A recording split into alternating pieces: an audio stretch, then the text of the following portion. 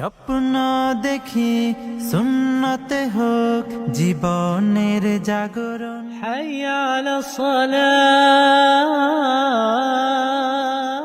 সালাত আদায়ের পাশাপাশি মানব সেবার শপথ নিয়ে থাকবো সবার পাশে, কান্না ফেলে অভাবিল সুখে যেন